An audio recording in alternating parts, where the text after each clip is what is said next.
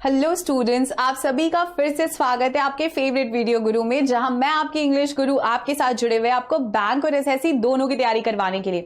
तो जैसा कि आज आप टॉपिक देख रहे हैं, हमारे एग्जाम पॉइंट ऑफ व्यू से आप सबको पता है इस टॉपिक से रिलेटेड एरर करेक्शन हो जाए या सेंटेंस इंप्रूवमेंट हो जाए, वो लगभग 2 से 3 मार्क्स का तो रहता ही है। तो हाथों हाथ पकड़ के चलिए कि आपको 3 मार्क्स सिक्योर है इस राइट के बाद। क्लियर? अब कंडीशनल सेंटेंसेस पहले तो होते क्या है, चलिए वो समझते हैं।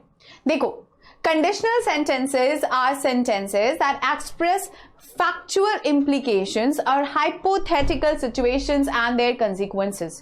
तो इसको अगर सिंपल शब्दों में बोला जाए तो अगर, मगर, ऐसा होता तो, करते तो, नहीं हुआ तो, मतलब ये जितने भी हमारे फैक्चुअल इंप्लीकेशंस या एक्सप्रेशंस आते हैं हमारे सेंटेंसेस में, ये हमारे सेंटेंसेस में बनते हैं हमारे कंडीशनल सेंटेंसेस। अब कंडीशनल सेंटेंसेस की लिमिटेशंस बहुत रिस्ट्रिक्टेड नहीं है, ये बहुत वाइड तरीके से यूज किए जाते हैं सेंटेंसेस में। जैसे हमारे पास जीरो कंडीशनल है, फर्स्ट स्टेटमेंट कंडीशनल है, सेकंड स्टेटमेंट कंडीशनल है, अलग अलग टाइप्स के कंडीशनल सेंटेंसेस होते हैं। तो हम आपको नर्वस तो नहीं करेंगे, लेकिन हम हर एक कंडीशनल सेंटेंस के साथ आपके साथ एक ग्राफिक शेयर करेंगे। आपको पहले रूल समझाएंगे, फिर उसका एक छोटा सा स्ट्रक्चर और फिर विद एग्जांपल्स, ताकि आपके दिमाग से आज के बाद कंडीशनल सेंटेंसेस से किए जाने वाले एरर्स का जो प्रोमिनेंसी है या जो एक्यूरेसी है वो बिल्कुल नेग्लिजिबल रहे और आप बेस्ट एक्यूरेसी से उसको आइडेंटिफाई कर सको। तो चलो बढ़ते हैं हमारे फर्स्ट स्लाइड की तरफ। आपका फर्स्ट स्लाइड है योर जीरो कंडीशनल सेंटेंसेस। चलो, जीरो कंडीशनल सेंटेंसेस किस चीज के बारे में होते हैं? They actually indicate scientific facts and truth। वो बोल रहे हैं कि scientific facts या truth को अगर कोई सेंटेंस कंडीशन बना के बोले तो वो जीरो कंडीशनल में आता है। जैसे वर्ड्स शोइंग कंडीशंस, इसमें कौन कौन से वर्ड्स हैं जो आपको कंडीशन शो करते हैं? वो है आपका when, if, unless, until, in case, as etc। So basically we have sentences, अगर आपके पास कोई भी जीरो कंडीशनल सेंटेंस है तो ये स्टार्ट हो सकता है when से लेके as soon as तक, इनमें से किसी भी वर्ड के साथ। क्लियर? नेक्स्ट सी, अब इसका जो स्ट्रक्चर है वो क्या है? इसका स्ट्रक्चर फॉलो होता है कि अगर आपका जो कंडीशनल सेंटेंस है वो किसी प्रेजेंट इंडेफिनिट फॉर्म को लेके चल रहा है। प्रेजेंट इंडेफिनिट मतलब हमने क्या बताया था आपको? Simple form. यस और नो? सिंपल प्रेजेंट का अगर फॉर्म लेके चल रहा है तो जो ये कंसिक्वेंस बताएगा अपने सेंटेंस में, मतलब सेंटेंस का अगर पहला हिस्सा आपका सिंपल प्रेजेंट फॉर्म में लेके चल रहा है तो सेंटेंस का जो दूसरा हिस्सा होगा जहां कंसीक्वेंस बताया जाएगा वो भी आपके सेंटेंस में अगर होगा तो सिंपल प्रेजेंट फॉर्म में ही होगा। मतलब मेरे जो दोनों फॉर्म्स होंगे वो बिल्कुल सिमिलर होंगे। लेकिन ये कौन सी केस में फॉलो होगा? ये उन केसेस में फॉलो होगा जहां पे हम साइंटिफिक फैक्ट्स या ट्रुथ्स की बात कर रहे हैं।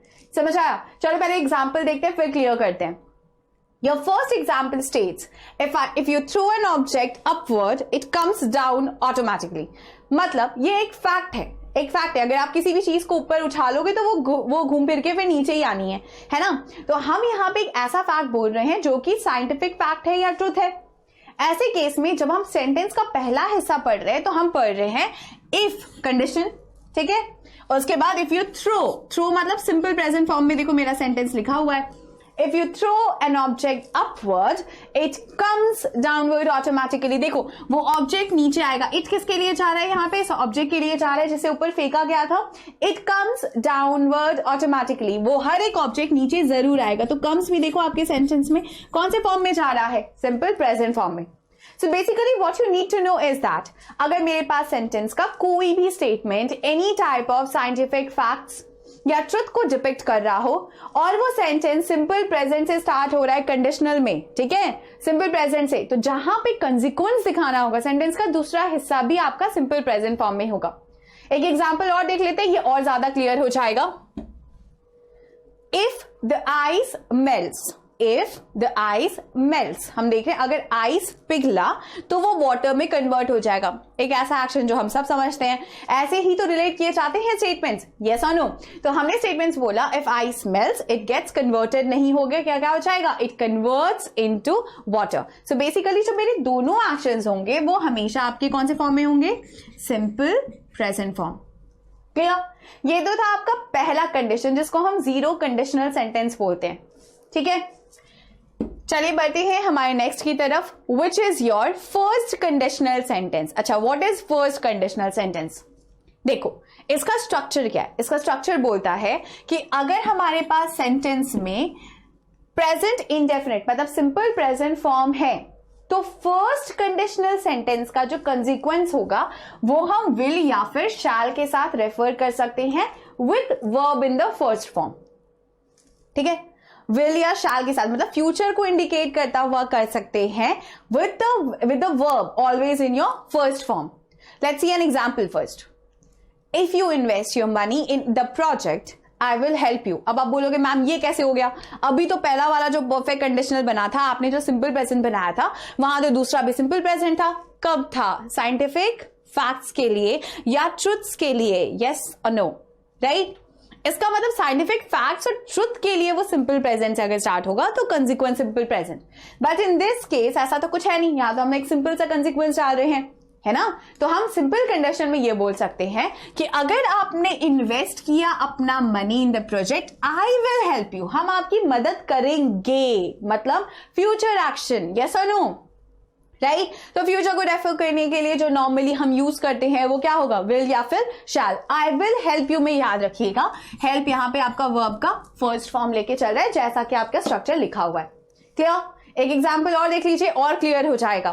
If you get selected in the bank everyone will praise you. अगर आप सिलेक्ट हुए, इफ यू गेट सिलेक्टेड, अगर आप सिलेक्ट हुए, एवरीवन विल प्रेज यू, लोग आपको प्रेज करेंगे। तो लोगों का प्रेज अभी थोड़ी ना है, तब होगा ना जब आप सिलेक्ट हो जाएंगे।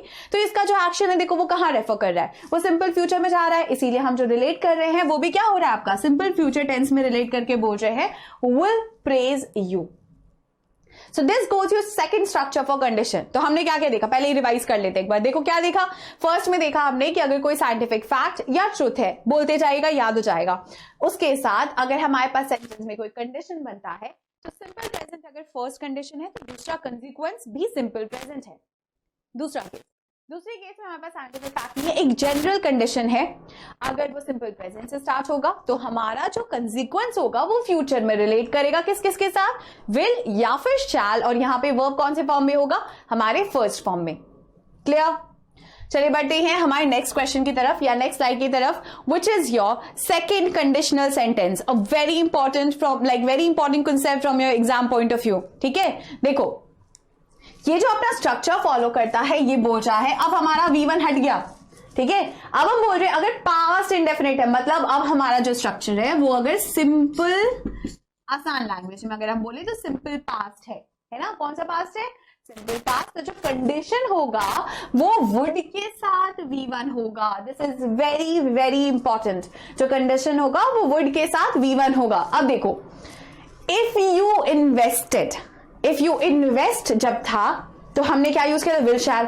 अब अगर इफ यू इन्वेस्टेड हो जाएगा, invested your money in the project I would help you, I will की जगह क्या हो जाएगा, आई वुड हेल्प यू। क्योंकि अब हम बोल रहे हैं अगर तुम इन्वेस्ट करोगे, if you invested your project in, if you invested your money in the project I would help you, मतलब आप हेल्प करते या करेंगे। ठीक है, तो आप सेंटेंस में जब पहला ही सेंटेंस का सीक्वेंस पास्ट को रिलेट कर रहा है तो कंसीक्वेंस भी किस में चला जाएगा, सीधा सीधा पास्ट में। क्लियर।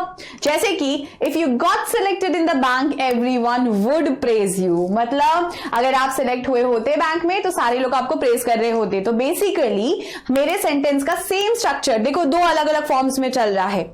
यही अगर प्रेजेंट में था तो हमने क्या किया था, विल प्रेज, लेकिन जब पास्ट में होगा तो आपका जो सेंटेंस का टेंस है या जो कंसीक्वेंस है वो भी आपका V2 फॉर्म लेगा वुड के साथ, लेकिन वर्ब हमेशा V1 में होगा। बस ध्यान इतना देना कि जो पहला बनेगा वो हमेशा आपका V2 फॉर्म में होगा। Clear. Now this is your second conditional sentence. Let's move on further. Further we have your third conditional sentences. Now what are third conditional sentences?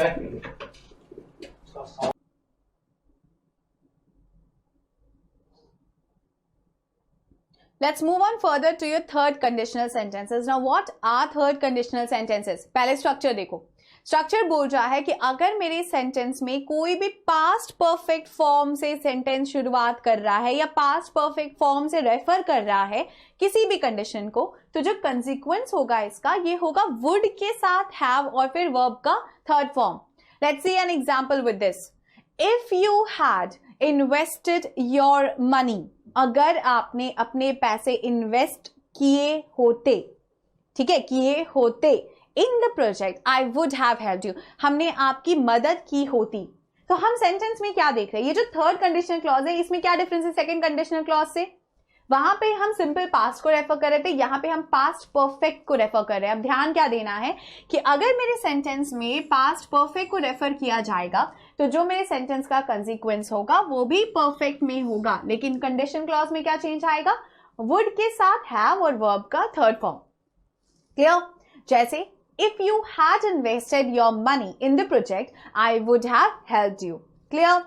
In the same way अगर हम बोलते if you had got sick, अभी आप बताओ क्या बनेगा, if you had got selected in the bank everyone would have praised you, अगर आप सिलेक्ट हुए होते तो लोग आपको प्रेज करते, है ना? तो हम सेंटेंस में क्या देख रहे हैं कि हमारा जो थर्ड कंडीशन है वहां पे हम ऐसे सिचुएशंस को रेफर करें जो हो सकते थे या हो चुके होते। यस और नो? ये आपका थर्ड कंडीशनल सेंटेंस है जहां पे हम रेफर करें हमारे सेंटेंसेस के डिफरेंसेस को from your second to third. इन दोनों में कंफ्यूज मत होइएगा। जब वो सिंपल पास्ट था तो अब आपका सेंटेंस का जो कंस्ट्रक्शन था वो वुड के साथ था, राइट? मतलब देखो अगर हम आपको एक बार फिर से अगर रिवाइज करवा दे, वो सिर्फ वुड के साथ V1 था, लेकिन जब आपका सेंटेंस वहीं पे थर्ड कंडीशनल क्लॉज में परफेक्ट होगा तो जो कंसीक्वेंस होगा वो भी परफेक्ट हो जाएगा, करेक्शन हो जाएगा, would have and then verbs का थर्ड फॉर्म। क्लियर? चलिए मूव ऑन करते हैं हमारे नेक्स्ट की तरफ। Next we have another third conditional sentence. अब वहां पे देखो इफ यू हैड से स्टार्ट हुआ था, दोनों में डिफरेंस क्या है, वो वाला जो स्टेटमेंट था वहां पे हमने स्टार्ट किया था इफ यू हैड से, ठीक है? जो दूसरा वाला हमारा सेंटेंस है वहां पे हम स्टार्ट कर रहे हैं हैड से। ये भी सेम स्ट्रक्चर को फॉलो करेगा, बस आपको याद क्या रखना है कि अगर वो इफ यू हैड है तो भी सही है, अगर वहां पे आपका सिर्फ हैड से सेंटेंस स्टार्ट हो रहा है तो भी सेम स्ट्रक्चर फॉलो होगा। क्लियर? यहां पे भी हम क्या करेंगे, सीधा सीधा वुड के साथ हैव के साथ वर्ब का थर्ड फॉर्म यूज करेंगे। सॉर्टेड? नेक्स्ट, अगर सेंटेंस को कंस्ट्रक्ट ऐसे करना पड़े तो कैसे करेंगे? Had you invested your money in the project, Had you invested your money in the project, I would have helped you. अगर तुमने इन्वेस्ट किया होता प्रोजेक्ट में पैसे तो मैंने तुम्हारी मदद की होती। देखो सेम स्ट्रक्चर, अगर हम दोनों सेंटेंसेस को कंपेयर करें तो दोनों सेंटेंसेस में कोई डिफरेंसेस नहीं है ना? बस दूसरा डिफरेंस क्या आया है कि जो पहले वाला था वो इफ यू हैड के स्ट्रक्चर से शुरू हो रहा था और जो दूसरा वाला है वो मेरे हैड से स्टार्ट हो रहा है। दोनों ही क्वेश्चंस में हम हमेशा जो कंसीक्वेंस होगा उसके साथ क्या रखेंगे, would have and then verbs third form. Clear? ये तो था आपका थर्ड सेंटेंस। चलिए देखते हैं इसका एक और example. If you had invested your money in the project I would have helped you. देखो दोनों ही सेंटेंसेस को कंपेयर करने के लिए हमने रखा है ताकि आपको क्लियर हो जाए कि सेंटेंस दोनों ही सही होते हैं। सॉर्टेड? फिर चाहे वो आपका हैड से स्टार्ट हो या फिर आपका इफ से स्टार्ट हो। आई hope this is clear so far. Condition से रिलेटेड इससे बाहर एरर आपको नहीं मिलेंगे। फिर चाहे आप किसी भी एग्जाम में बैठ जाइए, बैंक उठा लीजिए, एसएससी उठा लीजिए, अगर आपको ये 4-5 स्लाइड्स क्लियर हैं तो आपका कंडीशनल से कोई भी एरर आपको एग्जाम में फिर कभी भी दिक्कत नहीं करेगा। क्लियर? चलिए बढ़ते हैं अब कुछ और नेक्स्ट स्लाइड की तरफ। I have portrayed some examples in front of you ताकि आपको ये आसान हो जाए समझना कि हम कंडीशंस को रिलेट कैसे कर रहे थे। पहला वाला देखो, if we had listened, अभी पढ़ाया था ना, अगर हम बोलते हैं if he had listened to the radio we would have heard the news, अगर हमने रेडियो सुना होता तो न्यूज को भी सुना होता, लेकिन हमने रेडियो ही नहीं सुना तो न्यूज भी नहीं सुना। लेकिन हमारा जो कंस्ट्रक्शन है वो क्या है, वो परफेक्ट के फॉर्म में जा रहा है। had, yes or no? हम जो फर्स्ट कंस्ट्रक्शन ले रहे हैं वो परफेक्ट है तो ऑब्वियस चीज है ना, जब इसके साथ का जो मेरा कंसीक्वेंस बनेगा वो भी मेरा परफेक्ट फॉर्म में होगा। इसीलिए देखो करेक्शन क्या हो रहा है, we would have heard the news. Clear? Question number 2 देखिए, इफ आई वेयर स्ट्रॉन्गर। अब यहां पे हम सिंपली पास्ट यूज कर रहे हैं। हम क्या यूज कर रहे हैं, सिंपल पास्ट, है ना? मतलब हमने बोला कि अगर हमारे पास सेंटेंस में कोई भी सिंपल पास्ट फॉर्म होगा, ठीक है, I would help you carry the piano, हम तुमको कैरी करने में, पियानो को कैरी करने में मदद करेंगे। ठीक है, तो आई वुड हेल्प यू में देखो जो दूसरा वाला सेक्शन है वहां पे क्या हो रहा है, तो हम यहाँ पे भी सेंटेंस में जो फॉर्म यूज कर रहे हैं वो आपका सिंपल पास्ट में ही यूज कर रहे हैं, बस वुड के साथ क्या जा रहा है, आई वुड हेल्प यू। आपका जो वर्ब है वो यहाँ पे कौन से फॉर्म में है, V1। ठीक है, I would help you carry the piano. Next, if you had switched on the lights, अगर आपने लाइट स्विच की होती, you would not have fallen over the chair. अगर आपने लाइट पहले से जला के रखी होती तो आप चेयर पे नहीं गिरते, है ना. तो आप जब सेंटेंस में कंस्ट्रक्ट कर रहे हो, आप क्या बोल रहे हो, आपका जो स्ट्रक्चर है वो प्रेजेंट का फॉर्म लेके जा रहा है. किसका फॉर्म लेके जा रहा है, प्रेजेंट का क्या, पास्ट का परफेक्ट, है ना, वो परफेक्ट का फॉर्म लेके चल रहा है. Perfect on the lights, if you had switched on the lights you would not have fallen. देखो हम वहीं पे स्ट्रक्चर भी चेंज कर रहे हैं, मेरा कंसिक्वेंस भी अपने साथ परफेक्ट का फॉर्म ले रहा है और हम बोल रहे हैं you would not have fallen over the chair.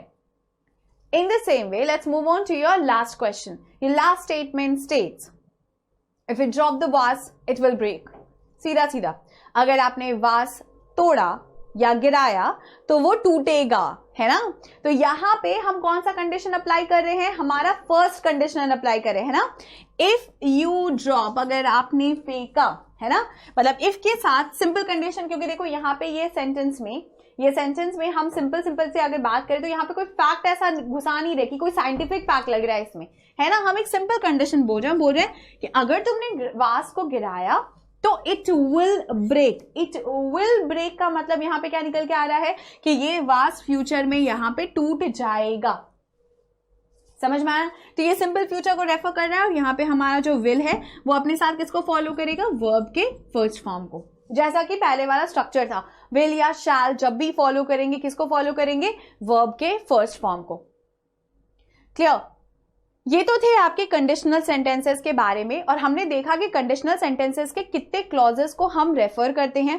ठीक है, इसके अलावा हम कंडीशनल सेंटेंसेस को कितने जगहों पे अलग अलग तरीकों से यूज करते हैं. साइंटिफिक फैक्ट्स होने से क्या डिफरेंस होगा नॉर्मल कंडीशन बनाने में, और वहीं पे परफेक्ट कितने फॉर्म्स में बन सकता है, कितने फॉर्म्स में बन सकता है, एक बार रिवाइज कर लीजिए. इफ ही हैड भी होता और हैड ही होता तो भी मेरा सेंटेंस बिल्कुल सही था. बस दोनों ही जगहों पे याद क्या रखना था कि जो मेरा कंसिक्वेंस बनेगा वो भी मेरा परफेक्ट फॉर्म में ही बनेगा. I hope this slide is clear so far. अगर आप लोगों के कंडीशनल सेंटेंसेस के ये स्लाइड्स क्लियर हैं तो जब आपसे नेक्स्ट डे मुलाकात होगी तो इसकी कुछ प्रैक्टिस एक्सरसाइजेस के साथ भी होगी, और साथ ही साथ हम जब आपसे अगली बार मिलेंगे तो एक नए टॉपिक के साथ मिलेंगे. तब तक के लिए keep revising your slides and thank you.